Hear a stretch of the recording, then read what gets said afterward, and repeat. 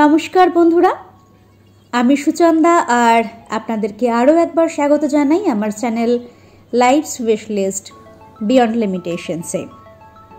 হি water garden থেকে ফেরার পথে কালুকের ঠিক আগে মারতাম নার্সারি বলে একটা নার্সারি পড়ল। আপনাদের যাদের ফুল গাছের বা ক্যাকটাসের বা বিভিন্ন ধরনের অর্কিডের শখ রয়েছে তারা কিন্তু এখান থেকে আপনাদের মন মতো গাছের চারা কিনে নিতে পারেন। রাস্তায় আসতে আসতে আমাদের ড্রাইভার ভাই প্রশাসনের সঙ্গে বেশ অনেক গল্প হচ্ছিল। যেমন এই রাস্তা দিয়ে চলতে চলতেই ও আমাকে দেখিয়েছিল যে রিনসিংপং যাওয়ার পথেও একটা জায়গার থেকে কিন্তু রাবাংলাটা দেখা যায়।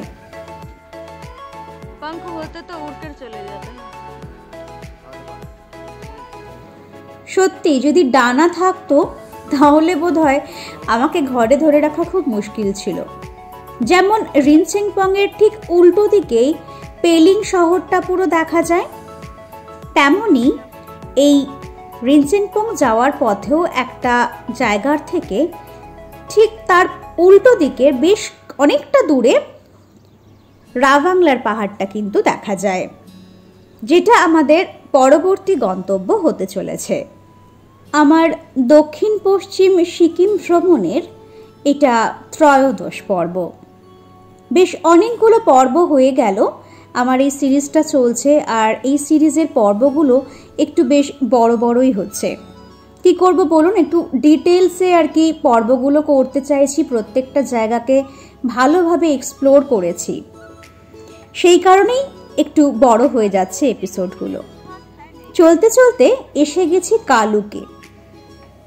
কালুক থেকে এবার আমরা চলে যাচ্ছি আবার রিনসিংপং এর দিকে, যেটা মাত্র 4 কিলোমিটার দূরে। রিনসিংপং এ আগের দিন যেদিন পৌঁছেছিলাম সেদিন আমরা ভুল করে ওল্ড মনাস্টারির দিকে উঠতে শুরু করে দিয়েছিলাম, হোটেলটা ওদিকে আছে ভেবে। পরবর্তীকালে আবার ভ্রম সংশোধন করে নেমে আসি। এইবারে সেই রাস্তা ধরেই আমরা উঠে যাব। ঠিক এই শেয়ার গাড়ি স্ট্যান্ডের পর সামনে যে পুলিশ স্টেশনটা দেখা যাচ্ছে গেটটা, তার সামনে থেকে যে উপরে উঠে যাচ্ছে রাস্তাটা, এদিক দিয়ে গেলেই কিন্তু পাওয়া যাবে ओल्ड मॉनेस्ट्री, पॉइजन लेक और अन्यान्य आरो अनेक किछु। यहाँ से ठीक से वीडियो नहीं आ रहा है, पेड़ ही पेड़ दिखाई दे रहा है, लेक तो दिखाई ही नहीं दे रहा है।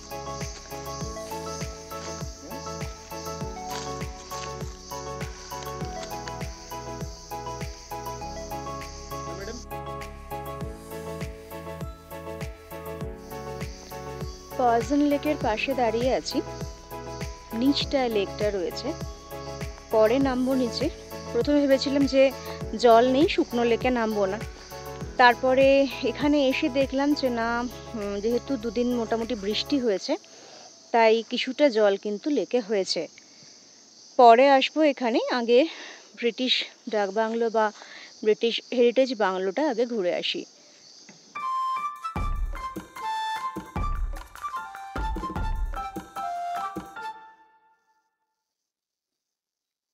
চলে এসেছি ব্রিটিশ হেরিটেজ বাংলো, বা এটাকেই ডাক বাংলো বলা হয়।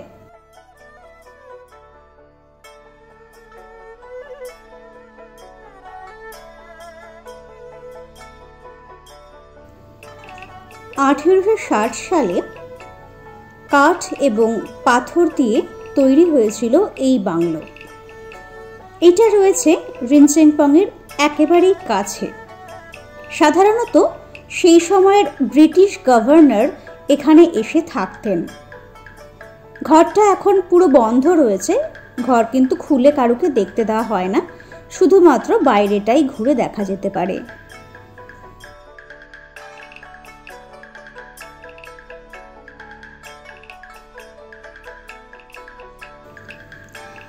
এই ডাক বাংলো রক্ষণাবেক্ষণের জন্য একজন এমপ্লয়ি বা কেয়ারটেকারকে রাখা হয়েছে।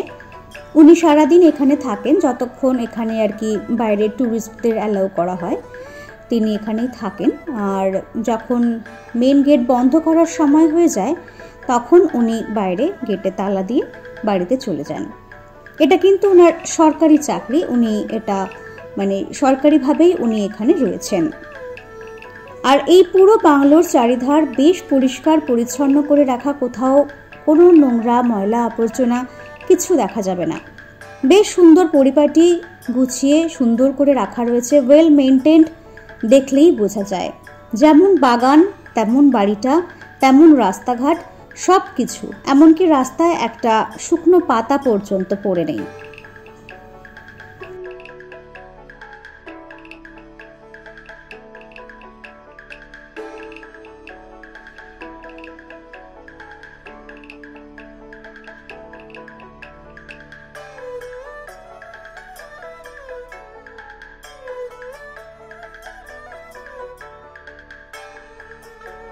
দরজাগুলো তো তালা দেওয়া, এমনকি কাঁচের দরজারও যে ভেতর দিয়ে উকি মেরে দেখবো তারও উপায় নেই, তার কারণ দরজার সামনে পর্দা দেওয়া রয়েছে।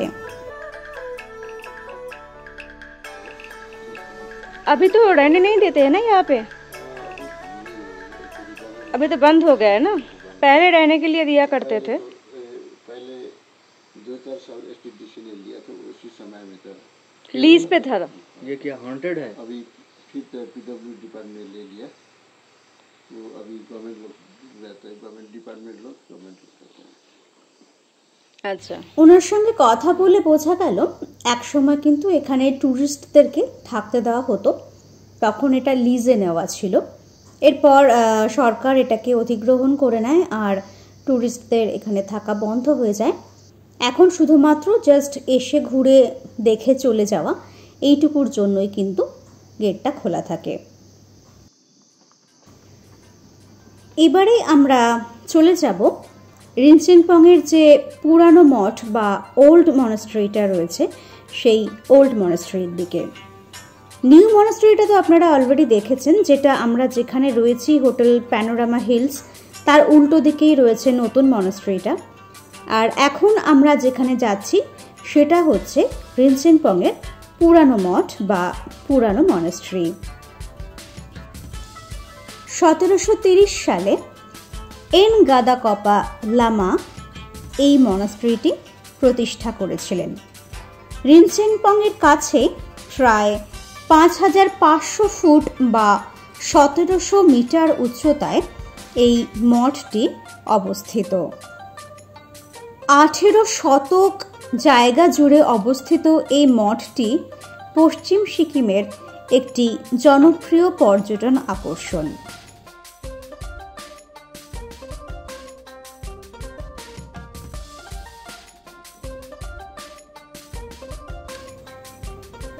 এটি সিকিমের তৃতীয় প্রাচীনতম মঠ। প্রায় 98 জন লামা নিয়ে এটি শুরু হয়েছে। এই মঠটিতে ইয়াব ইম অবস্থানে একটি বিরল অতিবুদ্ধ বা আদি বুদ্ধ মূর্তি রয়েছে। আদি বুদ্ধ নামেও আখ্যায়িত অতিবুদ্ধকে বলা হয় প্রকৃত বুদ্ধ। প্রতীকীভাবে নীল রঙে নগ্ন বুদ্ধ হিসেবে উপস্থাপিত। ইয়াব ইম অবস্থানে বুদ্ধকে একজন মহিলাকে আলিঙ্গন করার সময় ধ্যানরত অবস্থায় দেখানো হয়েছে। বৌদ্ধ ধর্মে এটি নারী ও পুরুষের মিলনের শক্তিকে বোঝায়।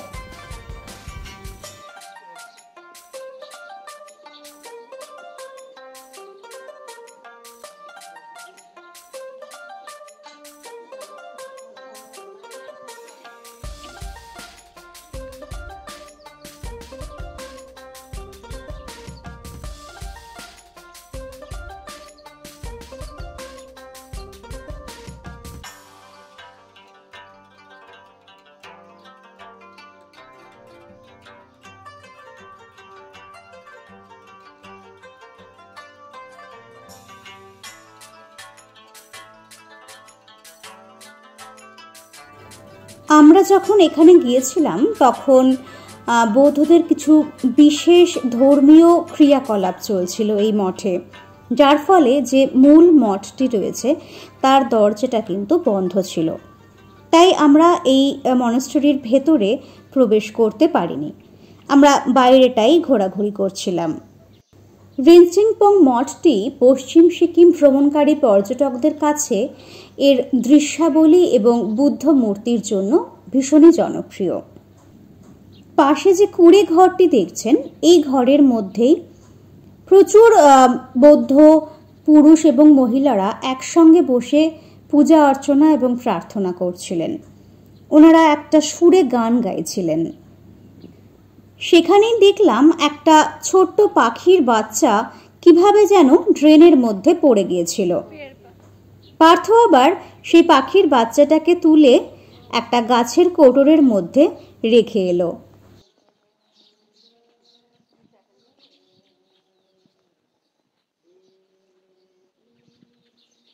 কোথায় রাখলে? কোথায়? চলে আসে ভেতরটা।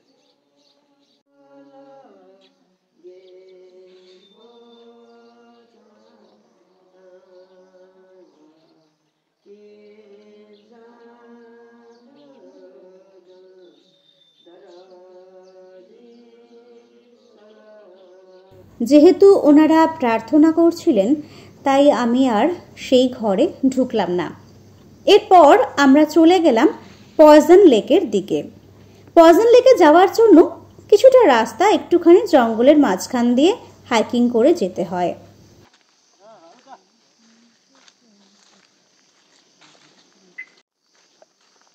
अंदर गाड़ी नहीं जाता है? टायर का निशान तो है यहाँ पे। बड़ा गाड़ी जा सकता है, छोटा गाड़ी नहीं जा सकता। আর আমাদের সঙ্গে জোকের যাতে কোনো প্রবলেম না হয় সেই কারণে আমরা প্রসেন ভাইকেও আমাদের সঙ্গে নিয়ে নিলাম। বেসিক্যালি প্রসেন ভাই বলল যে চলুন আমি আপনাদের সঙ্গে যাই, যাতে জোক টোক যদি লাগে তাহলে আমি কিছু হয়তো হেল্প করলেও করতে পারি।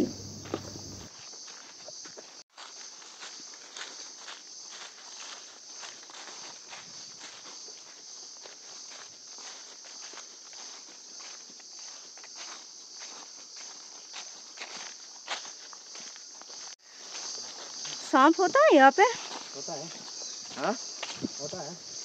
बस वो तो और डर गया। देखिएगा ना, सांप है तो। हाँ एनाकोंडा है, एनाकोंडा। बड़ा बड़ा नहीं होता, छोटा छोटा होता है। छोटा छोटा सांप होता है। काटता है क्या? नहीं नहीं, कैसे काटता है? काटेगा नहीं। वो भी डर जाएगा ना, आदमी दिखेगा तो। चलो चलो छवि चलो, ऐसे घूम के आना।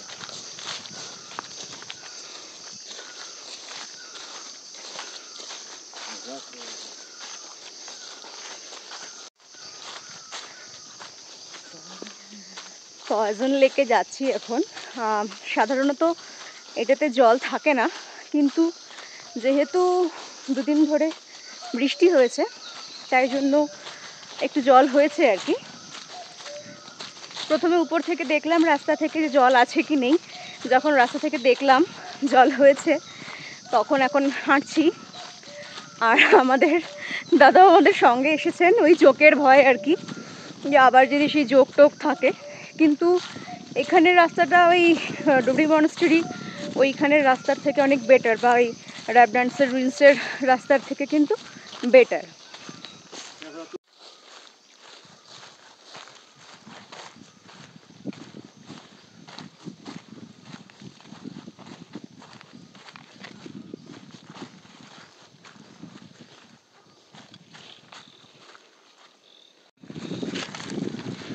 এই হচ্ছে আমাদের পয়জন লেক।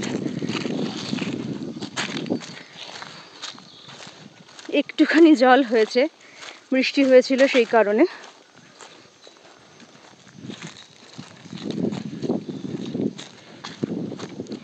কিন্তু পুরোটাই কিন্তু লেক।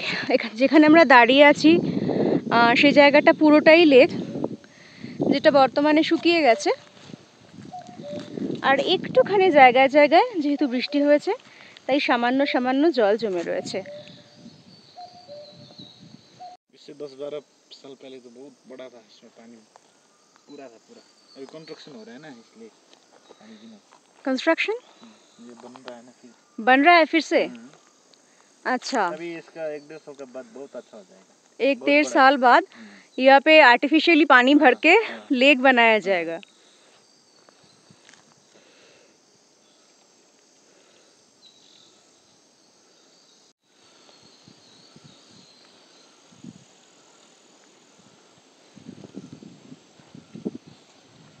पॉइजन लेक क्यों बोलता है? जब पहले इंडिया में ब्रिटिश ने कैप्चर किया था ना, उस टाइम में ब्रिटिश आके ऊपर बैठता था, ठीक है? जो ब्रिटिश बंगला है ना, पहले गए थे, उसके बाद ब्रिटिश लोग आके यहाँ पे पानी खाता था। उस टाइम में इधर पॉइजन डाल दिया, इसलिए पॉइजन लेक। और वो ब्रिटिश वो मारे भी तो गए थे ना पॉइजन वाले पानी पी के। इसलिए तो यहाँ से ब्रिटिश भाग के चले गए।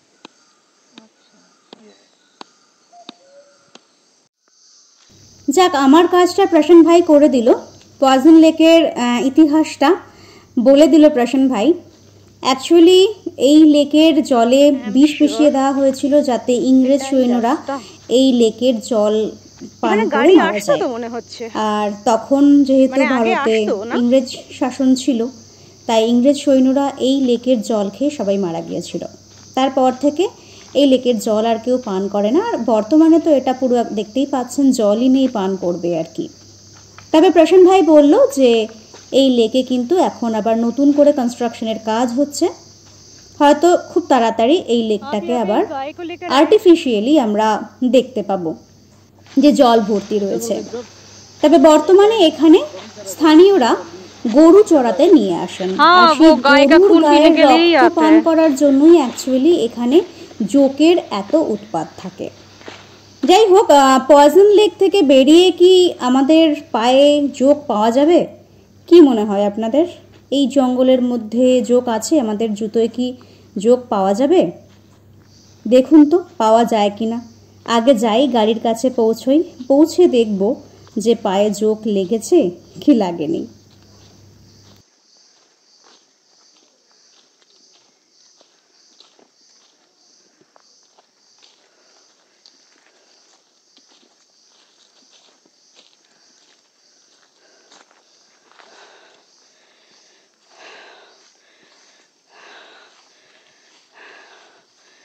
পৌঁছ গে। দেখো জোক খোঁজো। এই একটা, এটা ফেলো আগে। ফেলো? আরে ফেলো না। লাফাতে গেছিলে কেন? আলটিমেটলি কিন্তু সেই একটা হলেও জোক আমার পায়ে ছিল। তো এই গেল পয়জন লেক। এবারে আমরা চলে যাব এবারে একদম আবার রিনচেনপংয়ের একদম উল্টো দিকে, আমাদের হোটেলের সামনে দিয়ে আজকের লাস্ট সাইট সিইং পয়েন্ট যেটা হচ্ছে আজিংস ফার্ম। সেই আজিংস ফার্মে আমরা এখন যাচ্ছি। আর এটা হচ্ছে একেবারে সেই রিনচেনপংয়ের যে মেন মার্কেট এরিয়াটা, সেটা এখান থেকেই আমাদের হোটেলের দিকে যেতে হয়। আর বাকি সমস্ত হোটেলগুলো কিন্তু এই রাস্তাটাতেই রয়েছে। আচ্ছা, এখান থেকে প্রশান্ত ভাই আমাদেরকে দেখালেন বাইচুং ভুটিয়ার বাড়ি কোনটা। कैमरा में तो नहीं आ रहा है, मुझे आंखों से दिखाई दे रहा लाल वाला जो बिल्डिंग का छत है ना। मैंने सुना वो नामची में उसका घर टिंकीटम में। टिंकीटम यही तो टिंकीटम यही है। यही टिंकीटम है। अच्छा, संगनाथ भी बोलता है, टिंकीटम भी बोलता है। नामची तो वो आगे है। अच्छा अच्छा, ये साउथ सिक्किम में है ना? इस तरफ साउथ सिक्किम है ना? हाँ, राबंगला साउथ सिक्किम। अच्छा, ये जो इसका नीचे एक रिवर है, ठीक है? हाँ, टीस्टा रंगीत बोलता है। हाँ, इधर हम लोग ये साइड, इस साइड में वेस्ट है, उस साइड में साउथ है। बाचू मोटे अभी तो रूलिंग पार्टी में ना ना ना ऑपोजिशन में है। ये भी एक मंदिर है। हाँ, ये मंदिर है, शिव मंदिर। दो छोड़ के चार वो है, साई मंदिर भी है। हाँ हाँ, और रोज गार्डन है। एक ही जगह। ये मंगले है, मंगले बाजार।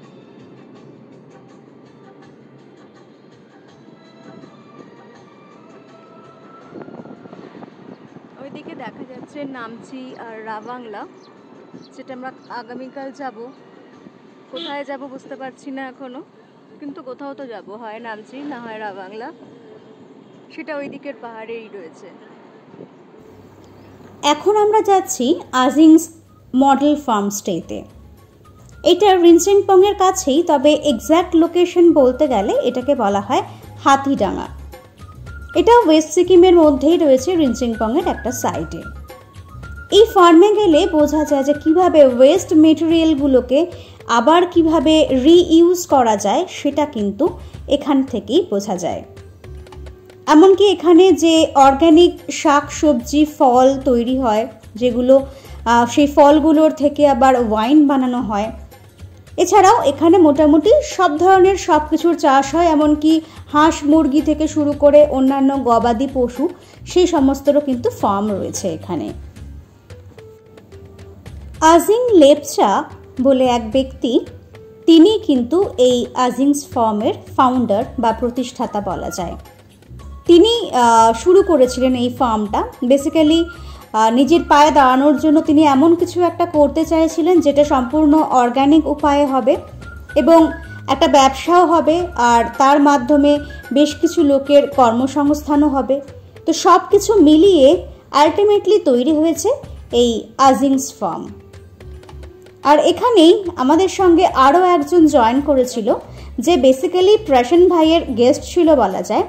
এই যে মেয়েটিকে দেখলেন, হ্যাঁ, ও আমাদের সঙ্গে এখানে জয়েন করেছিল। ও নেপাল থেকে এসেছে ঘুরতে এখানে, আর অনেকদিন থেকেই নাকি বলছিল আজিংস ফার্মে আসবে। আর যেহেতু ও মানে প্রশান ভাইও বুঝতে পেরেছিল যে আমাদের এতে কোনো আপত্তি থাকবে না, তো আমাকে বললো যে একজনকে নেব। আমি বললাম হ্যাঁ, ডেফিনেটলি নিতেই পারেন, অসুবিধার কিছু নেই। তো সেও তখন আমাদের সঙ্গে আজিংস ফার্মের যাওয়ার সঙ্গী হয়েছিল। এখানের একটাই প্রবলেম যে মেইন রোড থেকে অনেকটা নিচে রয়েছে এই ফার্মটা। নামার সময় তো বেশ ভালোই লাগে, বেশ লাফাতে লাফাতে নেমে যাওয়া যায়, কিন্তু যখন মনে পড়ে যে এতটাই আবার উঠতে হবে, তখনই আসল সমস্যাটা শুরু হয়।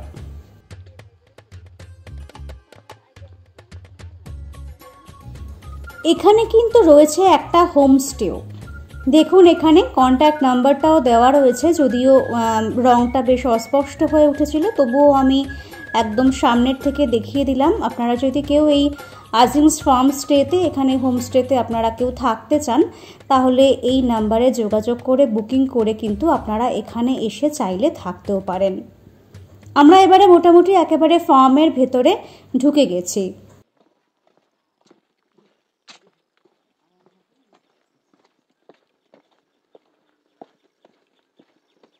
অনেকটা এখনো আন্দাজে কতটা পাহাড় নিচে নামতে হবে। এবারে কিন্তু বেশ একটু ভয় ভয় করছিল, তার কারণ সত্যি অনেকটা নিচে, আর যতদূরই চোখ যাচ্ছে ততদূর দেখছি রাস্তাটা ক্রমাগত আরও নিচের দিকে নেমেই গেছে।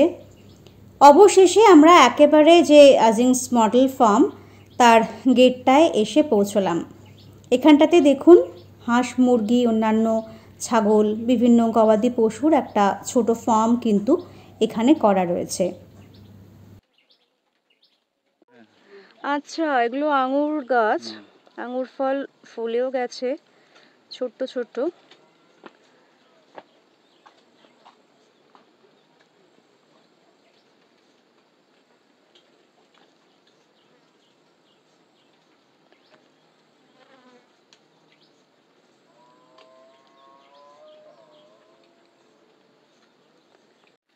अब टेस्ट भी कर सकता है इसको।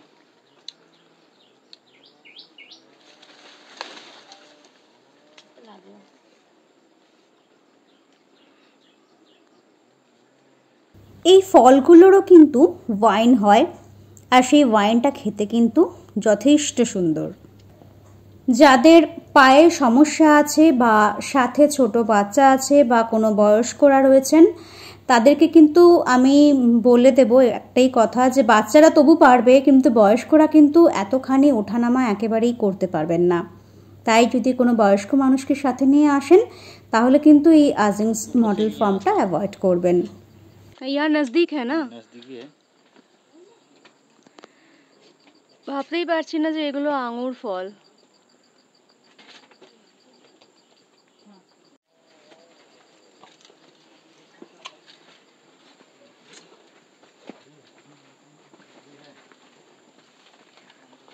बहुत सारा सर्टिफिकेट भी मिला है। हाँ,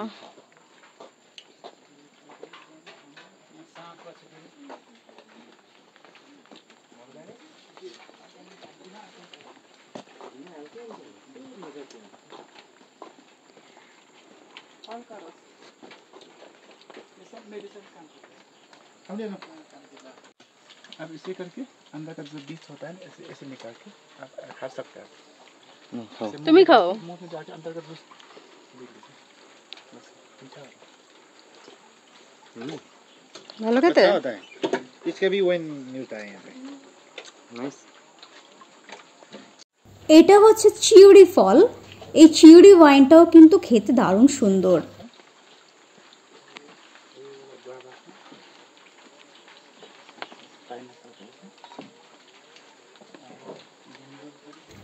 এখানে আপনি নানা ধরনের ফ্রুট ওয়াইন টেস্ট করে সেখান থেকে কিনতে পারবেন। ওদের কাছে স্যাম্পল রয়েছে, সেটা গ্লাসে ঢেলে ঢেলে ওনারা টেস্ট করতে দেবেন, আর সেটা টেস্ট করে করে যেগুলো আপনার খেতে ভালো লাগবে সেগুলো আপনারা কিনে আনতে পারবেন।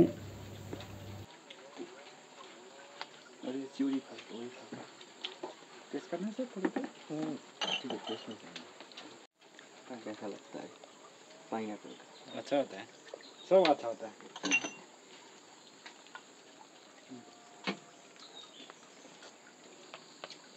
ये सर मेडिसिन काम करता है।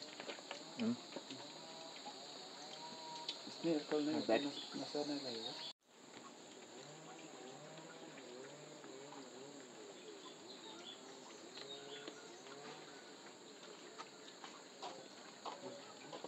तो फ्रेंड टेस्ट करना है ना? टेस्ट तो आप सभी कर सकता है ना, कौन सा आपको अच्छा कौन कौन अच्छा लगेगा वो लिख सकते हैं। पहले टेस्ट करना। নানা ধরনের ওয়াইন টেস্ট করার পর আমরা এনেছিলাম গুয়াভা ওয়াইন, পাইনঅ্যাপল ওয়াইন আর চিউরি ওয়াইন।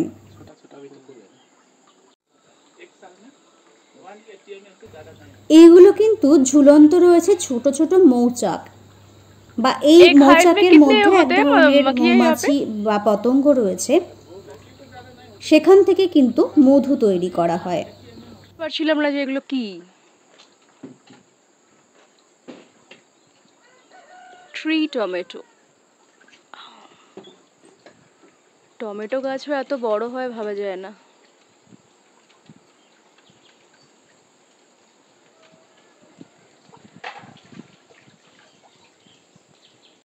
এটাতে বলছিল টমেটো। এটা লঙ্কা।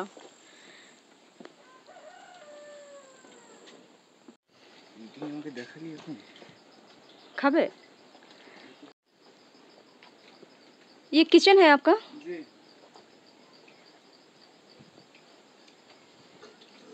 प्रोसेसिंग कैसे होता है? आग में पकाता है।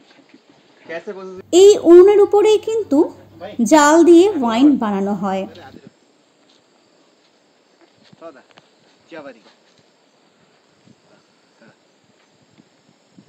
ये बैंगन है या टमाटो? সবকিছুই বড্ড কনফিউজিং লাগছিল। মানে বেগুন গাছও এত বড় বড় মাথার উপরে, টমেটো গাছও এত লম্বা লম্বা, সেগুলোও মাথার অনেক পড়ে, কোনটা বেগুন কোনটা টমেটো কোনটা লঙ্কা সব যেন একেবারে মিলেমিশে একাকার। এই আজিংস ফার্মেই রয়েছে প্রচুর কমলালেবু গাছ আর আনারস গাছ, এমনকি কলা গাছও রয়েছে। কাঁচকলা না বেচি কলা জানি না, বিশাল বড় বড় কলার কাঁদি।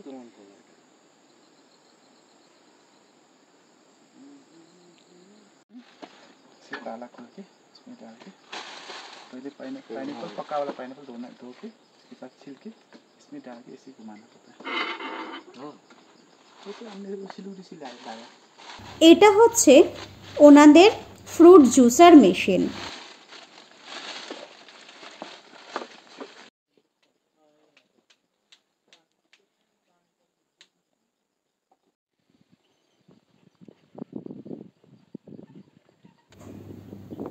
এখানে কিন্তু আড্ডা দেওয়ার মতো বেশ সুন্দর জায়গা রয়েছে, যেখান থেকে আপনারা খুব সুন্দর একটা ভিউ পাবেন।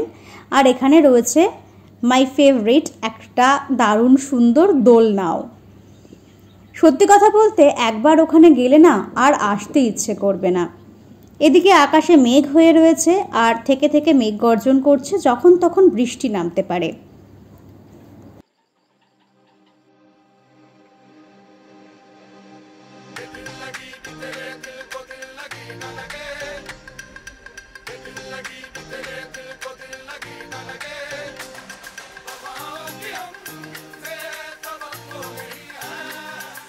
फार्म और भी नीचे तक है? अच्छा अच्छा। और नीचे वाला जो घर है वो भी इसी फार्म का हिस्सा है? अच्छा।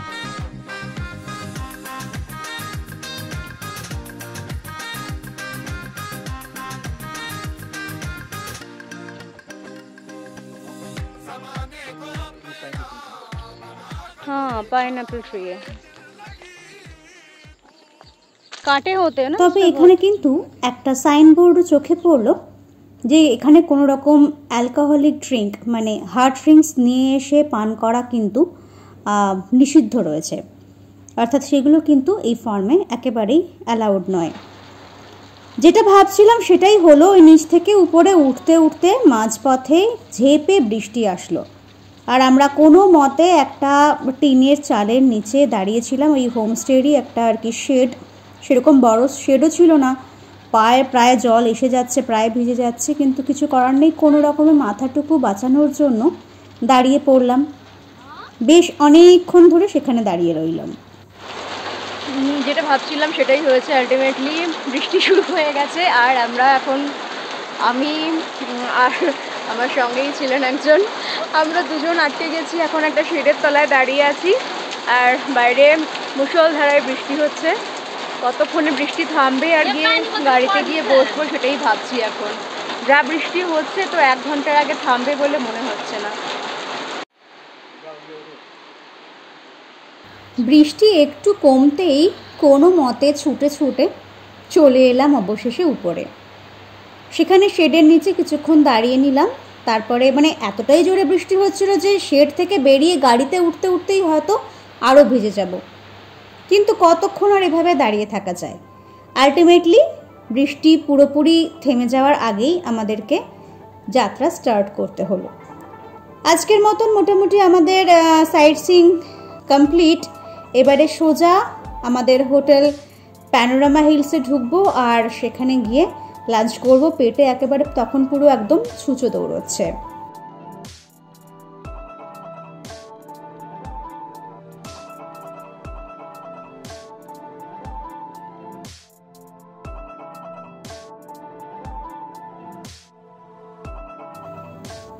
বৃষ্টির পর পাহাড়ের একটা অন্যরকম সৌন্দর্যই দেখা যায়, আর আমাদেরও তখন হয়েছে সেই অবস্থা। যদিও বৃষ্টিতে গাড়ি চালানোটা একটু রিস্কি, আর রাস্তাটাও যে প্রচণ্ড ভালো এমন কোনো ব্যাপার ছিল না, মাঝে মাঝে রাস্তা বেশ খারাপও ছিল, কিন্তু ওখানে দাঁড়িয়ে থাকাটা তো কোনো সলিউশন নয়।